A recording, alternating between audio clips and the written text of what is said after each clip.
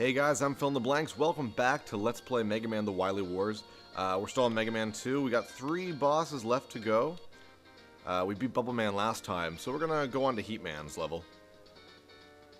Now, there's a reason why most people don't go into Heat Man's level until about now.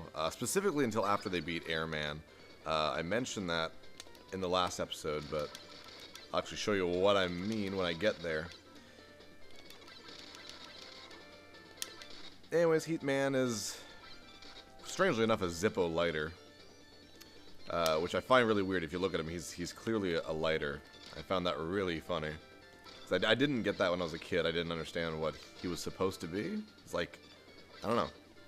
Anyways, he's the traditional fire boss for this game. Pretty much every Mega Man, except for like 3, has some sort of fire boss.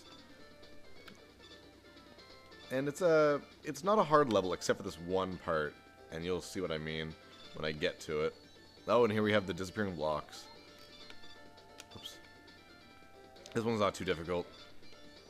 There we go. That wasn't hard.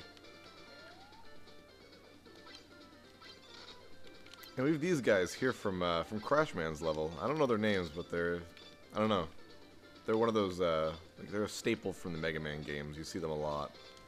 Alright, I'm gonna switch over to Metal Blade here.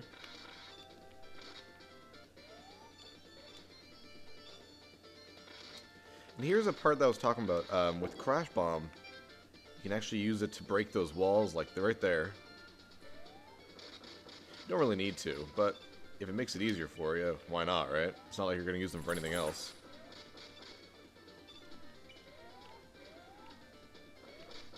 There we go.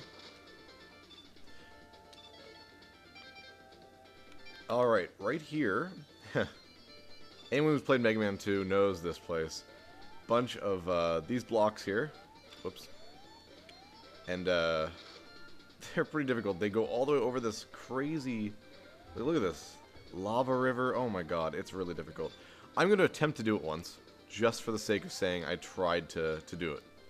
I'm probably going to die, because I remember this being harder on the Genesis version than it is on the actual NES version. So, okay, you know what? Okay, fine, I'll give it another try. I'm so impatient for this stuff. That's why I just go ahead and I use Item 2. Item 2 is like kind of like Rush Jet from Mega Man 3 onwards. So I'm able to bypass most of the trouble areas. See, they don't pop up in a good sequence like they do in the NES version, so I'm going to just save myself the trouble. And there we go. And it's so much easier. Just skip the whole thing. There we go. Yeah, that part is just brutally difficult.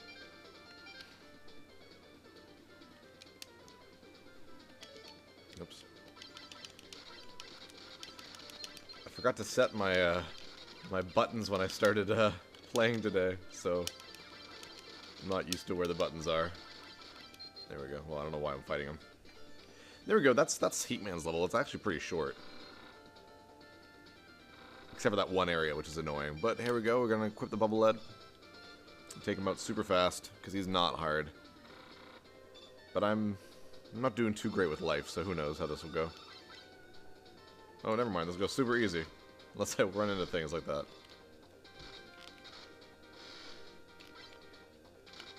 Okay, maybe I will die, because I'm being ridiculous. There we go, okay.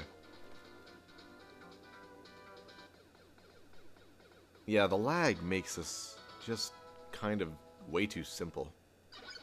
Not that it's like really hard on the NES version, but it's made, I don't know, it's really simple.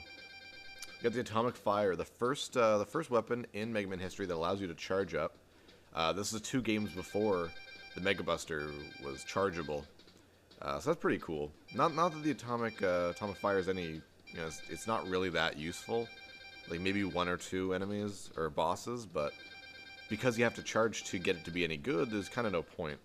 I think like Woodman, you can beat him in like 2 hits or 3 hits if you charge it up the whole way, so that's pretty good.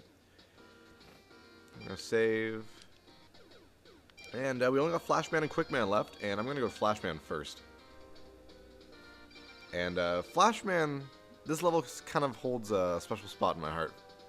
It's the very first level I've ever played in a Mega Man game. We were at a cabin. My family was at a cabin. Like, one of my dad's work friends had a cabin. He lent it to us for the weekend. And we went up there, and they had a Nintendo. And, you know, I was like, I don't know, 7 maybe? And, you know, frig, I saw Nintendo, I wanted to play it, right?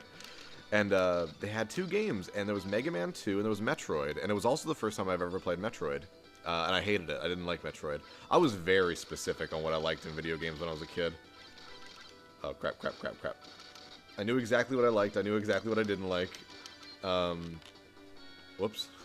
But not in a good way. Like, I didn't give things, you know, a chance like I do now. Now I'll play anything. I want to try anything if it's decent. Whether or not it's a genre that I usually like to play. But, yeah, they're immune to that crap. Yeah, let's try Crash Bomb. But, what was I saying? Alright, anyways, yeah, they had Metroid and Mega Man 2. I didn't like Metroid very much. I think it's because it was non-linear, and I don't like... When I was a kid, I needed my games to be linear, because I guess I didn't like thinking? I don't know. But Mega Man 2, I remember just being so friggin' cool. And E-Tank! And do I have a Crash Bomb left? Oh, yeah! But yeah, I thought it was so cool. You got to choose your you know, which way to go. But it was still linear, you know, the way I liked it. I just thought it was really cool. I think at first though I thought I was choosing who it was gonna be, and I was Flashman. Anyways, so this level, it means a lot to me in that sense because it's the first thing that I've ever tried in a Mega Man game, and I think I was able to beat Flashman without too much trouble because I mean, he's not too difficult. Like, there we go. He's dead. That was super simple. But, oh, before I leave this level, I really like what they did with Flashman's level in the Genesis version. In the NES version, it's really colorful, and it looks nice, but it's really wonky. But in this, it's like a really nice, cool blue. It really looks like some sort of crystal diamond mine. I really like that. And we got the Time Stopper. Not super useful in this game compared to some of the Mega Man games that also have like a time-stopping ability. Definitely not bad though. It's useful in Quickman stage and against Quickman himself. Now, well, I'll talk about that when we get there. Actually, we also got item 3, so now we have item 1, 2, and 3. Item 1 and 2 are super useful. Item 3 can be, but it's definitely the least useful because it's pretty much just item 1, except you need a wall. You'll see in a second, actually. I'll use it right away at Quickman stage to get a 1-up.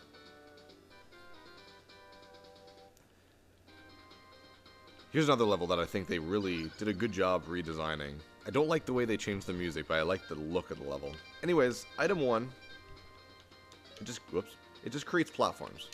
Doesn't matter where you are, you can create 3 at a time. I'm just going to grab this. Item 3, however, will bounce until it hits a wall, and then you can jump on it. If you jump off, it goes down, jump back on, it goes up. And it's okay, but it's... I don't know, it feels a little redundant to me. Anyways, Quickman's level is notoriously famous, simply because of the next screen here, you'll see them. These things. The yellow beams of death. They make a more pleasant sound in this one. In the original NES, it's like boo, and it's really annoying. That was a weird noise I made.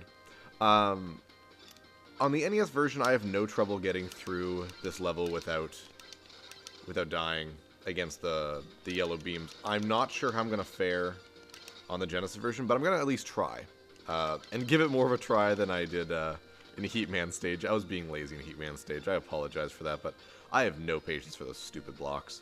All right, let's see how well I do this. And it's very much muscle memory. Mega Man games usually aren't like cheap with this type of stuff, but this game totally was. And I'm doing just fine, actually. I shouldn't have to use it because we're just about done. Yeah, that was easy. There we go. There's more of these guys, though. I don't even know what these guys are weak against. Oh, wow. You know, I've been playing Mega Man 2 for 20 years, and I had no idea that that's what they were weak against. That'll help. Alright, so we're at Quickman already. Quick level. Haha.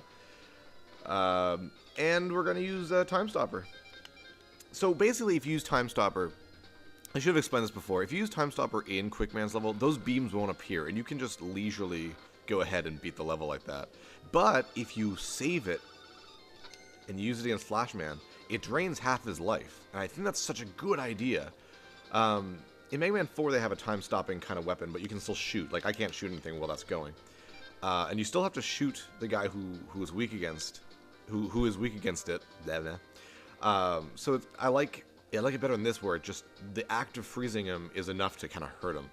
Anyways, halfway dead. Quickman is a lot slower in this game than he is in the NES version. I mean, look at him. He's so much slower. Doesn't mean I'm not gonna get hit, but oh that's not good. All right, E-Tank it is. I don't want to have wasted my Time Stopper. He's also kind of weak to Crash Bomber, I think.